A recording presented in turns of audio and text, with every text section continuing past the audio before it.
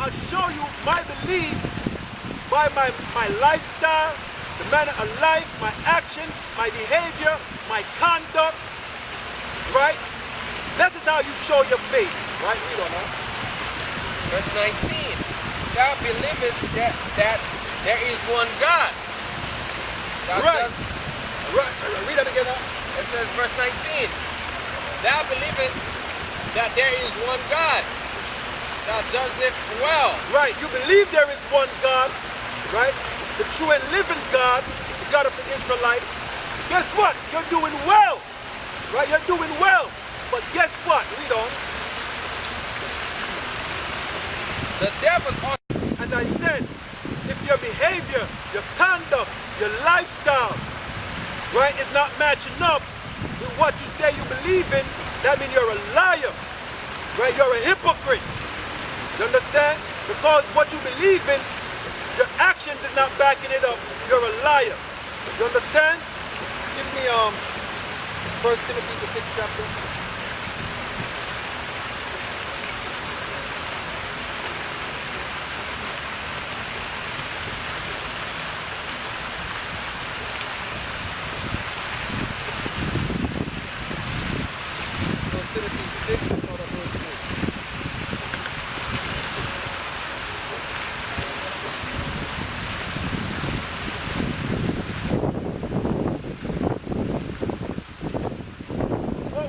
With our people is for them to make a change in their life. You understand? A righteous change. You understand? You have to make a righteous change in your life. You can't be say what they call a hustler or a dealer, right? And say you believe in the Lord. You're a liar. Right? You're a liar because your lifestyle is going contrary to what you believe in. You understand? You can't be in the strip clubs and whorehouses, so forth and so on, and say you believe in the Lord. Your action is contradictory to what you believe in. It don't make sense. It don't add up. All right? How much you got that? 1 Timothy 6 and 3.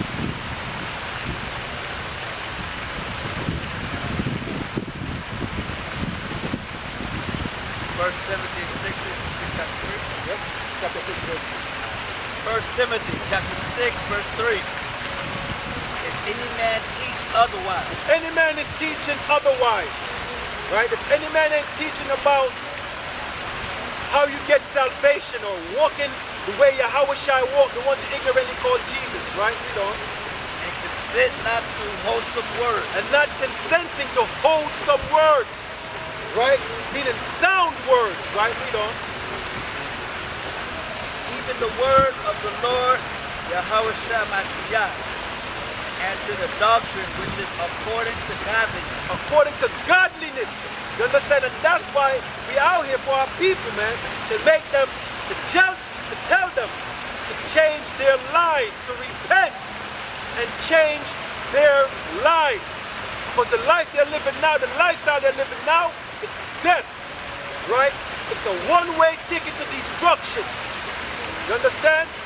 They have to repent and be converted. You understand? Being the Lord's people, right? There's a certain lifestyle you have to live. You have to behave yourself, conduct yourself a certain way because you're a representative of the Most High. He said we're the apple of his eye. We're actually like a mirror image of him on the earth. You understand? The apple of your eye meaning when you look into the mirror, you see a smaller version of yourself in your eye. Right? So if we're the apple of the Most High eye, we're just a smaller version of him here on the earth. You understand?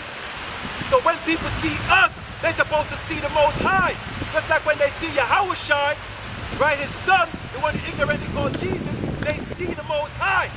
When they look at us, as Israelites, they're supposed to see the Most High. You understand? Read on now. Verse 4. He is proud, knowing nothing. Right, start at 3 again now. All right. 1 Timothy chapter 6, verse 3. If any man teach otherwise, and consent not to wholesome words, words of our Lord, Yahweh Mashiach. Right, that's the red letters, right? When you open up the New Testament, the red letters, right? You're not consenting to those words, the red letters, right? Read on. And to the doctrine, which is according to godliness. Which is according to godliness. You understand? Read on. If any man ain't consenting to that, read on. He is proud. He is proud. Right, read on. Knowing nothing. And don't know a damn thing. Right, read on. But doubting about questions and strife of words. Exactly. Just creating strife and contention. Right, read on. Where I'm coming in. Strife, railings, evil, surmising. Exactly. You understand? That's what will come of any man who's not consenting to wholesome words. Right, read on. Perverse disputing of men, of corrupt mind, and destitute of the truth. Destitute of the truth. They don't have it. Why? They're not consenting to wholesome words. They're not consenting to the red letters. Right? Read on. Supposing that gain is godliness. That's what they think. Right? Gain is godliness. You understand?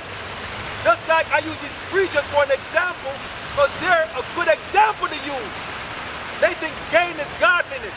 When you see these mega churches, right? How they dress, thousands of dollars for the suit, the Rolex, the Gators, right?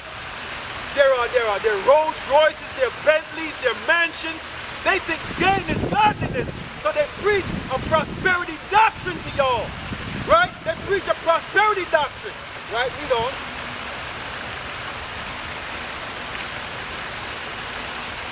From such, withdraw thyself. From a man like that, you separate yourself. You see that? From a man like that, you separate yourself. You understand? Read on. But godliness with contentment is great gain.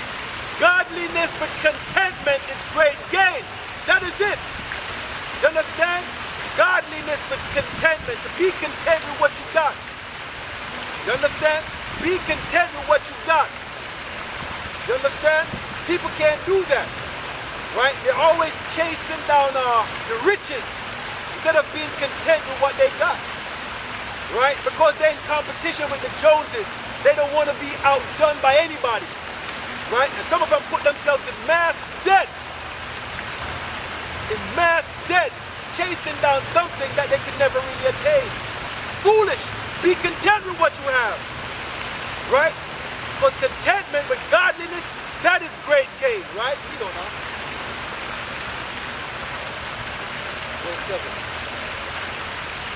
For we brought nothing into this world, and it is certain we can carry nothing out. Exactly. You see, we brought nothing into this world. Neither can we take nothing out. I tell you something. Not even the body you're in right now, you're taking with you. That body's going back to the dirt. You ain't even taking that with you. You understand? So all the riches you have, the fat bank accounts and all that, guess what? It's going to be left for somebody else to have. The cars, the mansion, somebody else is going to be dwelling in it. You understand? So why? The Egyptians show you that. Right? Look at all the riches the pharaohs in Egypt had. Right? Who is in there now? Who's digging out their tombs and parading their gold treasure all around? You see that? They died and they left it all behind. Now somebody else got it. You can't take it with you. You cannot take that with you. You see that? You brought nothing into this world, neither can you take anything out, right? You don't know. And having food and raiment, let us be therewith content. Be content with that, right? You have your water, food, clothes, shelter. What more do you want? What more do you need? When you say your prayer, right? Give us this day our daily bread, our Father in heaven. What you ask for? Your daily bread. What more do you need? You understand? What more do you need? Things become out of greed. Right? Y'all become greedy. You understand? And y'all are envious and all these things will come from it, right? You don't know. But they that will be rich fall into temptation and a snare, into many foolish and hurtful lusts, which drown men in destruction and perdition. Right. Many that are rich fall into temptation